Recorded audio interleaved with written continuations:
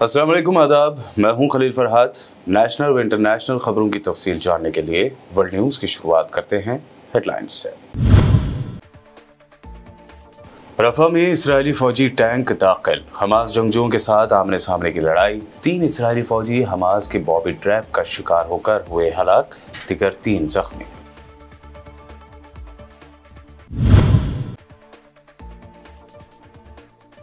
इंतहा पसंद इसराइलियों पर मुश्तबा फलस्तीनी शख्स ने चढ़ा दी कार, 2 इसराइली हलाक। रफा पर इसराइल के नए हमलों में मजीद 37 फलस्तीनी शहीद। तुर्क सदर एर्दोगान ने नेतन्याहू को बताया साइकोपैथ और वैम्पायर। गजा जंग न रुकवाने पर अमेरिका, यूरोपीय ममालिक, UN और इस्लामी ममालिक की तंजीम OIC पर भी की कड़ी तनकीद। मैक्सिको में गजा जंगबंदी न करने पर इजरायली सिफारतखाने पर मुजाहिरीन का हमला, इजरायली सिफारतखाने को लगा दी आग, पुलिस के साथ मुजाहिरीन की झड़पें।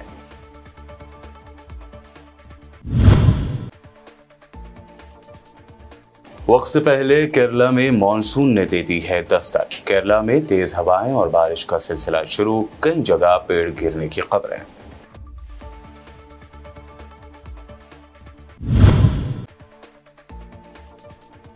और मुस्लिम मुखालिफ बयानात पर असदुद्दीन ओवैसी ने नरेंद्र मोदी को दिया करारा जवाब, कहा अगर इससे भारत की गरीबी खत्म होगी तो करके बताओ। ये थी हेडलाइंस, बढ़ते हैं खबरों की तफसील की जानिब। रफा में इसराइली फौज के मजीद 3 फौजी एक बम धमाके में मारे गए, जिसके बाद हमास के साथ आमने सामने की लड़ाई में हलाक होने वाले इसराइली फौजियों की तादाद 290 हो गई है। आलमी खबर रसाई इदारे के मुताबिक इसराइली फौजियों की एक छापामार टीम हमास के जाबाजों को पकड़ने के लिए एक इमारत के अंदर दाखिल हुई और उसी वक्त जोरदार धमाका हो गया। इसराइली फौज ने तस्दीक की कि उसके 3 फौजी हमास के बॉबी ट्रैप का शिकार होकर बम धमाके में हलाक हो गए, जबकि दिगर 3 जख्मी हो गए, जिनमें से 2 की हालत नाजुक बताई जा रही है। हलाक होने वाले इसराइली फौजियों की शनाख्त 20 साला अमीर गलीलोफ, 21 साला ओरीबार और 21 साला आइडो एपेल के नामों से हुई है और ये तीनों स्टाफ सर्जन्स बताए गए हैं। उधर इसराइली फौज ने शुमाली मकबूजा मगरब किनारे में नाबलस के करीब एक रन ओवर ऑपरेशन में 2 इसराइलियों की हलाकत का एतराफ़ किया है। इसराइली फौज ने एक मुख्तसर बयान में बताया कि बुध की शाम नाबलस के मज़ाफ़ात में एक इसराइली बस्ती के करीब एक मुश्तबा फ़लस्तीनी ने आबादकारों पर गाड़ी चढ़ा दी थी। फौज ने बाद में इस वाक़े में 2 इसराइली शहरियों की हलाकत की तस्दीक की है। इसराइली फौज ने फौरी तौर पर उस शख्स का ताक़ुब शुरू कर दिया जिस पर इस हमले का शुबा ज़ाहिर किया जा रहा है। ये कार्रवाई गजा की पट्टी में जंग के पस मंज़र में सामने आई है। रफा में इसराइली फौज के लगातार हमलों के बाद कोई इलाका भी महफूज नहीं रहा। ज़राए के मुताबिक इसराइली फौज ने रफा के गुंजान आबाद इलाकों में हमले तेज़ कर दिए हैं। इसी दौरान पेशकदमी करते हुए टैंक रिहायशी इमारतों पर गोलाबारी करते जा रहे हैं। इसराइली फौजियों ने रफा की गुंजान आबाद इलाकों में एम्बुलेंस पर बम मारकर रेस्क्यू कार्रवाइयों में शरीक 2 अहलकारों को कत्ल कर दिया, जबकि इसराइल के हमलों में मजीद 37 फ़लस्तीनी शहीद हुए। इसराइली हमलों में शहीद होने वाले बेशतर अफराद ख़ैमों में मुक़ीम थे।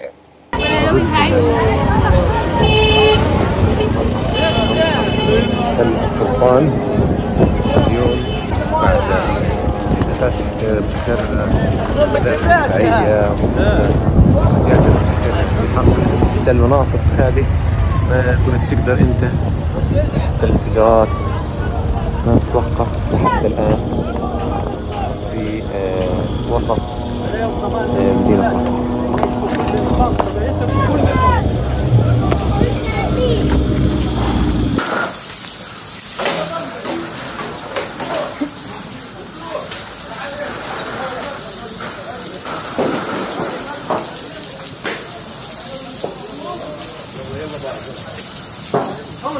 بابا برش، ما هو برش مية علينا قاعد. इसराइल के टैंक रफा में दाखिल हो गए हैं। इस दरमियान इसराइल ने ऐलान किया है कि गजा में हमास के खिलाफ उसकी जंग पूरे साल जारी रहेगी, जबकि अमेरिका ने फिर इसराइल के साथ अपने दोस्ताना ताल्लुकात को जाहिर करते हुए कहा है कि रफा हमला ऐसे किसी बड़े ज़मीनी ऑपरेशन के मुतरादिफ नहीं है जिससे इसराइल के लिए अमेरिकी पॉलिसी में तब्दीली आएगी। बैनुल-अक़वामी अदालत इंसाफ की जानिब से रफा पर हमले बंद करने के हुक्म के बावजूद जहां बहुत से फ़लस्तीनियों ने दूसरी जगहों पर बमबारी से पनाह ली थी, इसराइली टैंक मंगल को पहली बार रफा के सेंटर में दाखिल हुए थे। इसी असना में आलमी अदालत ने कहा है कि इसराइल ने ये नहीं बताया कि वो किस तरह रफा से इनकला को महफूज बनाएगा और खुराक, पानी और अद्वियात कैसे फराहम करेगा। तुर्क सदर रजब तैयब एर्दोगान ने नेतन्याहू को साइकोपैथ और वैम्पायर करार देते हुए जंग ना रुकवाने पर यूएन इस्लामी ममालिक की तंजीम OIC को भी कटहरे में खड़ा किया है। तुर्किया के मरकजी शहर अंकारा में पार्टी इजलास से खिताब करते हुए तुर्क सदर रजब तैयब एर्दोगान ने कहा कि रोज़ फ़लस्तीनी शोहदा की लाशें सड़कों पर बिखरी होती हैं। नेतन्याहू एक साइकोपैथ और वैम्पायर है जो खून पर पलता है। उन्होंने कहा कि इसराइली दहशतगर्द फ़लस्तीनियों की हुर्मत को पामाल कर रहे हैं, बच्चों को ज़ुबाह किया जा रहा है, लोगों को ख़ैमों में जलाया जा रहा है। ऐसे में मुस्लिम दुनिया कब मुत्तहद होगी?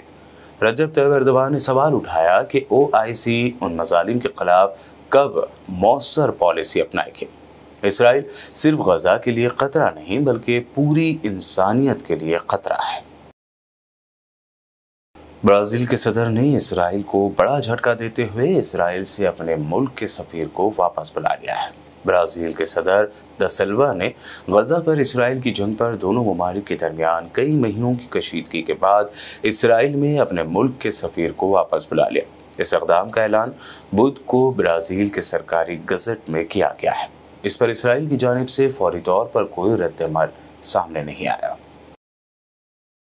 मैक्सिको में मुजाहिरीन की बड़ी तादाद ने गजा में जंगबंदी न करने पर इसराइली सिफारतखाने के सामने शदीद मुजाहरा किया। इस दौरान पुलिस और मुजाहिरीन के दरमियान झड़पें भी हुई हैं। गैर मुल्की मीडिया रिपोर्ट के मुताबिक मैक्सिको की दारुल हुकूमत मैक्सिको सिटी में सैकड़ों की तादाद में मुजाहिरीन ने इसराइली सिफारतखाने के सामने अर्जेंट एक्शन फॉर गजा के नाम से होने वाले मुजाहरे में शिरकत की। पुलिस की जानिब से मुजाहिरीन को मुंतशिर करने के लिए आंसू गैस का इस्तेमाल किया गया और पथराव भी किया गया, जबकि मुजाहिरीन की जानिब से सिफारतखाने के बाहर लगे हिफाजती बैरियर हटाने की कोशिश की गई और इसराइली सिफारती हदूद में बोतल बम फेंके गए, जिससे आग भड़क उठी। ताहम इसराइली सिफारतखाने की इमारत हमले में मुकम्मल तौर पर महफूज रही।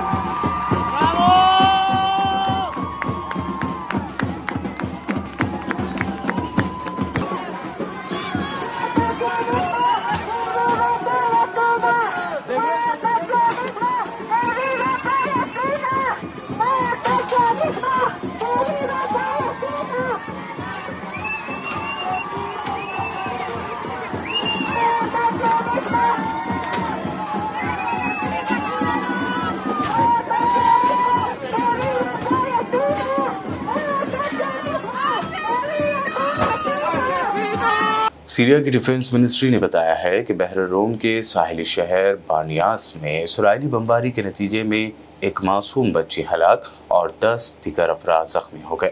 सीरिया की डिफेंस मिनिस्ट्री ने बयान में मजीद कहा कि इसराइली बमबारी बुध की शाम तकरीबन 7:30 बजे लिबनानी सरजमीन की सिम से हुई है और इसमें सेंट्रल एरिया में एक जगह और साहिली इलाके में बानियास शहर में एक रिहायशी इमारत को निशाना बनाया गया। मिनिस्ट्री ने मजीद कहा कि बमबारी से इमलाक को भी नुकसान पहुंचा है।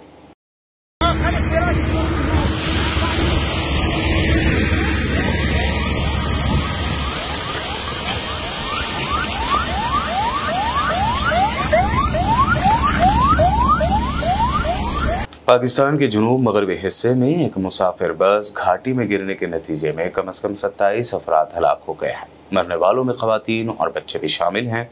ये बस तुर्बत से क्वेटा जा रही थी। कल बुध 29 मई को अलसबा यह हादसा सूबे बलूचिस्तान के कस्बे वाशक में पेश आया। मस्कुरा बस तुर्बत शहर से क्वेटा जा रही थी। हादसे के बाद हलाक शुदगान और जख्मियों को करीबी शहर बसीमा के अस्पताल ले जाया गया, जहां 22 अफराद का इलाज किया जा रहा है, जिनमें से कुछ की हालत तशवीशनाक है। नॉर्थ कोरिया के डिक्टेटर किम जोंग उन अपने ही अनोखे तरीके से पड़ोसी मुल्क साउथ कोरिया के खिलाफ हमलावर हुए हैं। नॉर्थ कोरिया ने अपने हरीफ जनूबी कोरिया पर अनोखे तरीके से कचरे के बलून से हमला किया है। रिपोर्ट के मुताबिक शुमाली कोरिया ने कचरे से भरे 260 बलून्स यानी गुब्बारे साउथ कोरिया भेजे हैं, जिनमें प्लास्टिक की बोतलें, बैटरी सेल और दीगर कूड़ा करकट शामिल है। कुछ गुब्बारे जनूबी कोरिया में उतर चुके हैं, जबकि कुछ हवा में ही मौजूद दिखाई दिए। साउथ कोरिया की डिफेंस मिनिस्ट्री ने अलर्ट जारी करते हुए आवाम को होशियार रहने की हिदायत कर दी है। नायब डिफेंस मिनिस्टर का कहना है कि हम भी जवाबी कार्रवाई करते हुए फुजले और गंदगी से भरे गुब्बारे नॉर्थ कोरिया भेजेंगे। वर्ल्ड न्यूज़ में खबरों का सिलसिला लगातार यूं ही जारी रहेगा। फिलहाल रुकते हैं एक छोटे से ब्रेक के लिए।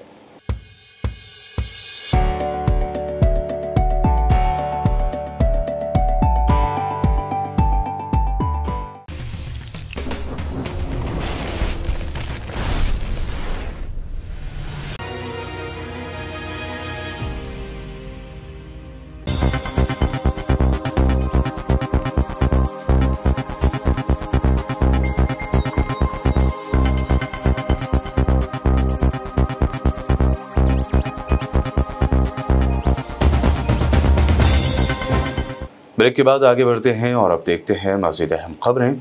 हिंदुस्तान के महकमा मौसमियात ने आज जुमेरात 30 मई को बताया है कि वक्त से पहले साउथ वेस्ट मानसून ने केरल में दस्तक दे दी है।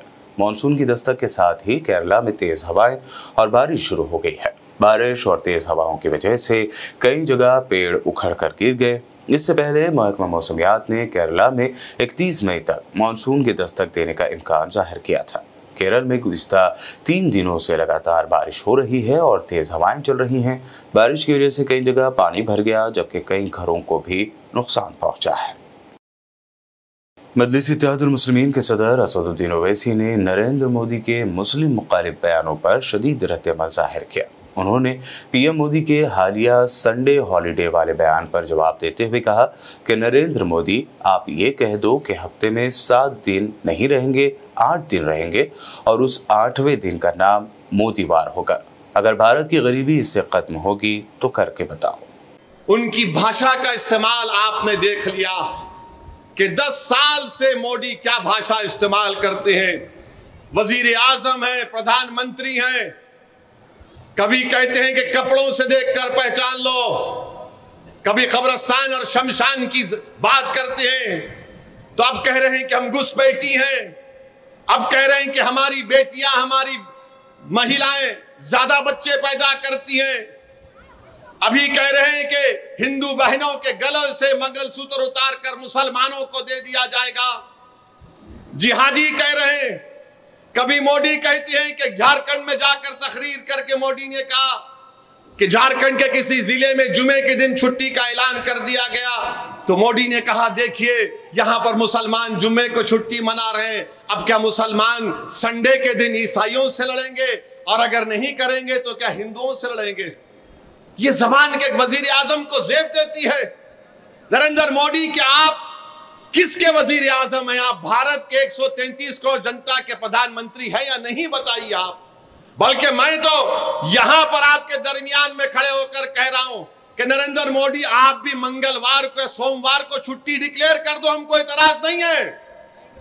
अगर वो उससे भी दिल नहीं भरता तो आप ये कह दो कि हफ्ते में 7 दिन नहीं रहेंगे, 8 दिन रहेंगे, उसको कह दीजिए उसका नाम मोदीवार होगा। मोदीवार कर दीजिए। अगर भारत की गरीबी मोदीवार करने से खत्म होती है तो करके बताइए, हमको करके बताइए ना। मगर मोदी अपनी तकरीर में सिर्फ मुसलमान मुसलमान मुसलमान मुसलमान कर रहे हैं। नरेंद्र मोदी, हिंदू भाइयों में भी बहुत गरीबी है, हिंदू बैकवर्ड क्लास के भाई बहनों में बहुत गरीबी है, बेरोजगारी है, दलितों में बेरोजगारी है, गुर्बत है। बताओ मोदी, तुमने उनके लिए क्या किया? तुम तो गाली हमको दे रहे हो, मगर बताओ इनके लिए आपने क्या किया? मोदी के पास कोई जवाब नहीं है। आप बताइए कि क्या कोई प्रधानमंत्री ऐसा इस जबान को इस्तेमाल कर सकता है कि जुमे के दिन ऐसा कर दिए तो मुसलमान हिंदू से लड़ना चाह रहे, मुसलमान ईसाई से लड़ना चाह रहे। देश के प्रधानमंत्री, आप क्यों लड़ाना चाह रहे हैं? आप क्यों लड़ाना चाह रहे हैं? अरे यहां पर इस मुल्क में, वतन अजीज में, भारत में अल्पसंख्यक समाज मुसलमानों की एक 1200 साल की तारीख है। ये मेरे अल्फाज नहीं है, मौलाना अबुल कलाम आजाद के अल्फाज है। उन्होंने कहा था कि हमारी ये रोशन तारीख है, मैं इसको छोड़ने को तैयार नहीं हूं। आज हमारे भारत के प्रधानमंत्री एक पार्लियामेंट के इलेक्शन में हर चीज की जिम्मेदारी मुसलमान मुसलमान मुसलमान मुसलमान कर चुके हैं। कांग्रेस सदर मल्लिकार्जुन खड़गे ने नरेंद्र मोदी के गांधी जी के बारे में दिए गए बयान पर जमकर तनकीद की। उन्होंने कहा कि गांधी फिल्म देखकर गांधी जी के बारे में मालूमात हासिल करने वाले मोदी की बातों पर हंसी आती है। ये कल प्रधानमंत्री मोदी जी ने सारी दुनिया को ये बताया कि उनको महात्मा गांधी के बारे में रिचर्ड एटनबर्ग की फिल्म देखने के बाद पता चला। मुझे हंसी आती है कि एक फिल्म देने के बाद दुनिया को महात्मा गांधी जी का परिचय हुआ। ये कहना एक प्रधानमंत्री जी के लिए मैं समझता हूँ क्या अज्ञान समझो, या वो पढ़े नहीं महात्मा गांधी के बारे में। कम से कम हमारे वक्त तो ये था कि नॉन डिटेल था महात्मा गांधी जी के ऊपर, और अगर पढ़ते या पढ़े होंगे मेरे को मालूम नहीं, ये ऐसी बातें नहीं बोल सकते थे। सारी दुनिया जानती है महात्मा गांधी जी को। यूएन के सामने स्टैच्यूज है, और जैसा कि बहुत से नेता लोग महात्मा गांधी जी का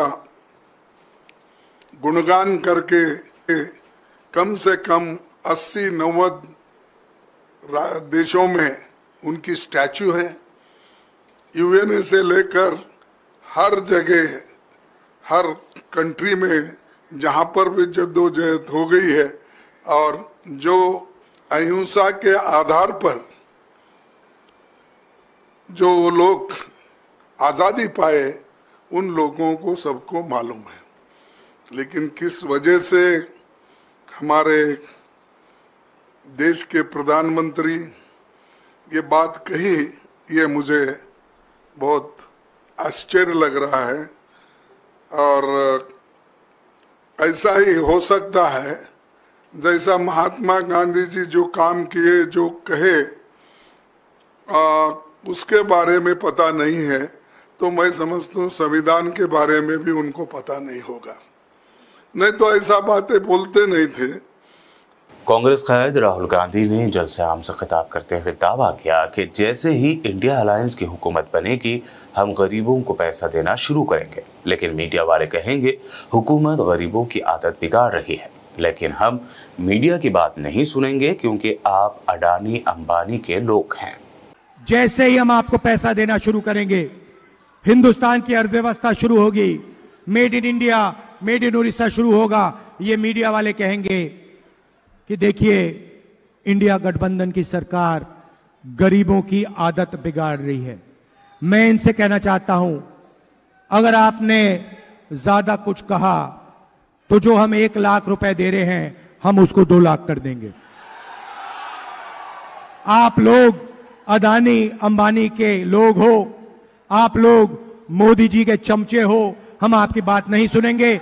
हम किसानों की बात सुनेंगे, मजदूरों की बात सुनेंगे, बेरोजगार युवाओं की बात सुनेंगे, आदिवासियों की बात सुनेंगे। दलितों की, पिछड़ों की बात सुनेंगे। हमारी सरकार 90% लोगों की सरकार होगी। 10 साल नरेंद्र मोदी ने 1% लोगों की सरकार चलाई। जो जितना बोलना है आपको बोलना है बोलो, हम गरीबों का काम करेंगे। लालू यादव के बेटे तेजस्वी यादव ने मीडिया से बात करते हुए दावा किया कि नरेंद्र मोदी की 3 महबूबाएं हैं, उन्हें इलेक्शन यही महबूबाएं हरवाएंगे। कौन है नरेंद्र मोदी की वो 3 महबूबाएं, जानिए खुद तेजस्वी यादव की जुबान। इस बार इंडिया की सरकार बनने जा रही है, हम लोग 300 पार कर रहे हैं और मोदी जी को उनकी 3 महबूबा जो है वो चुनाव हरवा रहे हैं, जिससे सबसे ज्यादा प्यार उन 3 महबूबाओं से करते हैं मोदी जी। पहली महबूबा है बेरोजगारी, दूसरी महबूबा गरीबी और तीसरी महबूबा महंगाई। ये तीनों महबूबा मोदी जी की चुनाव हरवा रही है। अखिलेश यादव ने मीडिया से बात करते हुए कहा कि बीजेपी 400 पार का नारा देकर आईन बदलना चाहती थी। उनके 10 साल दौर इख्तिदार में रिजर्वेशन खत्म हो गया है। अखिलेश यादव ने कहा कि ये जनता का इलेक्शन है और इस मर्तबा उन्होंने अपने हाथों में ये चुनाव लिया है। 400 पार का नारा दे रहे थे, संविधान बदलना चाहते थे। सोचिए, इनके दल में वो लोग हैं जो संविधान बदलने का समर्थन करते हैं, आरक्षण खत्म हो उसका समर्थन करते हो। इनके 10 साल में आरक्षण खत्म हुआ है। सबसे बड़ी बात है ये जनता का चुनाव है और जनता ने अपने हाथ में चुनाव ले लिया। बहुत होते हैं और सोचिए आप खुद मिर्जापुर के हैं। दिल्ली में सरकार इनकी 10 साल से और 7 साल से उत्तर प्रदेश में सरकार, खुद मंत्री और उनके परिवार के और मंत्री।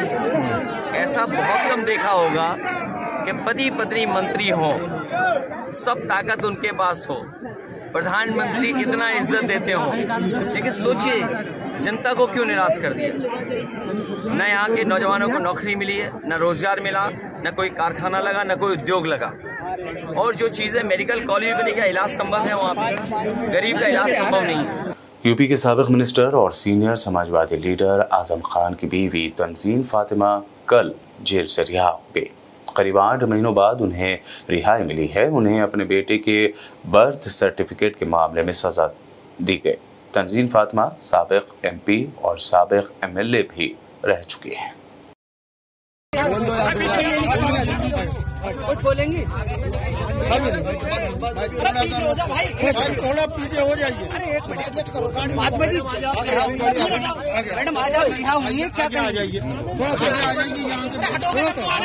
और अब आखिर में हेडलाइंस पर डालते हैं एक और नजर। रफा में इस्राएली फौजी टैंक दाखिल, हमास जंगजुओं के साथ आमने सामने की लड़ाई। 3 इस्राएली फौजी हमास के बॉबी ट्रैप का शिकार होकर हुए हलाक, दिगर 3 जख्मी।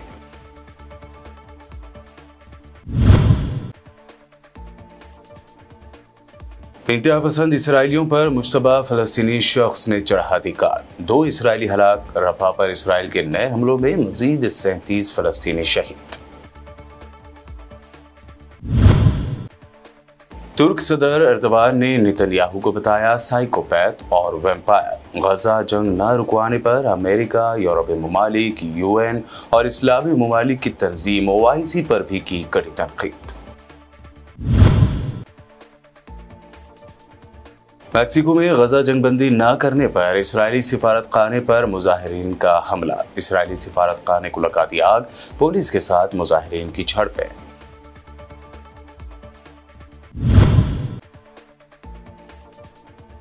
वक्त से पहले केरला में मॉनसून ने दे दी है दस्तक। केरला में तेज हवाएं और बारिश का सिलसिला शुरू, कई जगह पेड़ गिरने की खबरें।